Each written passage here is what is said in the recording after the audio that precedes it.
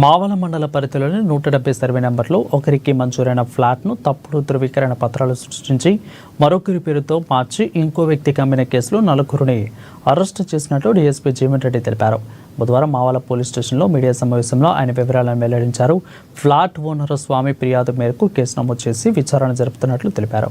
ఇక వివరాల్లోకి వెళితే 2013లో స్వామికి పేదలకు పంపిణీలో భాగంగా అప్పటి ఎంఆర్ఓ 905 నెంబర్ ఫ్లాట్ను కేటాయించారు. అతను ఆ స్థలంలో బిల్డింగ్ పర్మిషన్ కూడా తెచ్చుకొని పనులు మొదలు పెట్టాలనుకున్నారు. కానీ అనారోగ్యం వలన సాధ్యం కాక గుడిసె వేసుకున్నారు.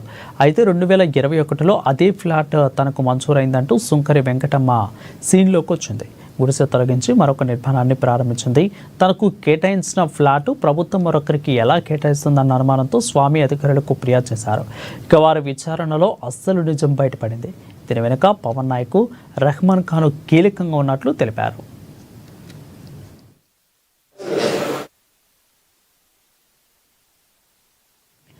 వీరిద్దరూ వెంకటమ్మ వద్ద నుండి తక్కువ ధరకు ఫ్లాట్ అని చెప్పి దాదాపు 2,30,000 రూపాయలు తీసుకున్నారు.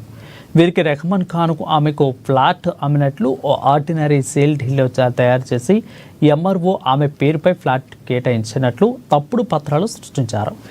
వీరికి తాటి లక్ష్మణ్, సుంకరి వంశీకృష్ణ సహకరించారు. అనంతరం దానిని కృష్ణన్న అనే మరో వ్యక్తికి అమ్మారు. దీనిపై పూర్తి విచారణ జరిపి 8 మందిపై కేసు నమోదు చేసినట్టు డీఎస్పీ తెలిపారు. రెహమాన్ ఖాన్, సుంకరి సంతోష్, తాటి లక్ష్మణ్, సుంకరి వంశీకృష్ణలను అరెస్టు చేసి రిమాండ్కు తరలించినట్లు తెలిపారు. పవన్ నాయక్, కృష్ణన్న పరారీలో ఉన్నట్లు వివరించారు. ఇంకా ఎవరైనా భూబాధితులు ఉంటే పోలీసులను సంప్రదించాలని కోరారు.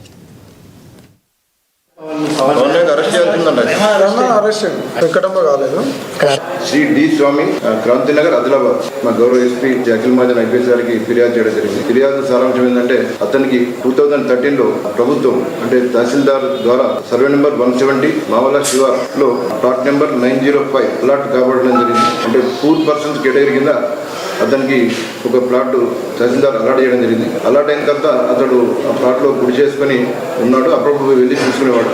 2015లో బిల్డింగ్ కన్స్ట్రక్షన్ నుంచి గురించి కూడా పర్మిషన్ తీసుకోవడం జరిగింది. కానీ అతని ఆరోగ్యం కొద్ది ప్రాబ్లం అయినందువల్ల అతడు ఇన్ టైంలో బిల్డింగ్ కన్స్ట్రక్ట్ చేయలేకపోయాడు.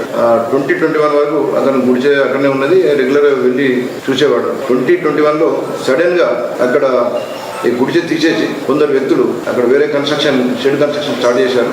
ఎందుకు ఈ విధంగా జరిగిందని చెప్పి వాళ్ళు వెరిఫై చేస్తే అక్కడ మెయిన్ ఈ సుంకరి వెంకటమ్మ, భర్త సంతోష్ వాళ్ళు చెప్పారు కదా, మాకు ఈ ప్లాట్ తహసీల్దార్ ద్వారా అలాట్ కాబడ్డది అని చెప్పి చెప్పడం జరిగింది. అయితే నాకు 2013లో నాకు తహసీల్దార్ అలాట్ చేశారు సేమ్ ప్లాట్ నెంబర్ 905. మళ్ళీ అదే ప్లాట్ మీకెళ్ళి ఏ విధంగా అలాట్ చేస్తారని చెప్పి అతను క్వశ్చన్ చేయడం జరిగింది. అయితే ఈ వెంకటమ్మ వాళ్ళు ఒకటి అలాట్ అయిన ఇది తహసీల్దార్ ఆర్డర్స్ ను చూపించడం జరిగింది. అయితే ఆయన ఒకటే ప్లాట్ ఏ విధంగా అలాట్ చేస్తారని చెప్పి అప్పుడే డౌట్ వచ్చి నకిలీ క్రియేట్ చేసిందని చెప్పి ఆయన స్వామికి డౌట్ వచ్చింది. ఆయన ఇచ్చిన ఫిర్యాదు మేరకు మేము దర్యాప్తు చేయగా దీనిలో మెయిన్ ఈ ప్రభుత్వం స్వామికి అలాట్ చేసిన ప్లాట్ ను కబ్జా చేయాలన్న ఉద్దేశం కొద్ది పవన్ నాయక్ అనే ఒక వ్యక్తి మరియు రెహమాన్ ఖాన్ వీళ్ళిద్దరు కలిసి ఒక పథకం ప్రకారం ఒక సేల్ డీడ్ 2021లో రెహమాన్ ఖాన్ ప్లాట్ ను వెంకటమ్మ అమ్మినట్టు ఒకటి ఆర్డినరీ సేల్ డీడ్ అంటే అడ్వకేట్ తోని రాపించారు. ఇది రిజిస్ట్రేషన్ కాదు, ఎలాంటి దీనికి చట్టబద్ధత వాల్యూ లేదు. ఇది క్రియేట్ చేసి దీని తర్వాత వెంకటమ్మ పేరు మీద తహసీల్దార్ అలాట్ చేసినట్టు నకిలీ ఉత్తర్వులు క్రియేట్ చేయడం జరిగింది. ఇది రెండు క్రియేట్ చేసిన తర్వాత రెహమాన్ ఖాన్ బాధితులు ఎవరైనా ఉంటే పోలీసులను అప్రోచ్ కండి, మీకు ఏమైనా ఇబ్బంది ఉంటే 100 డైల్ చేసిన మా వాళ్ళు రెస్పాన్స్ ఇస్తారు.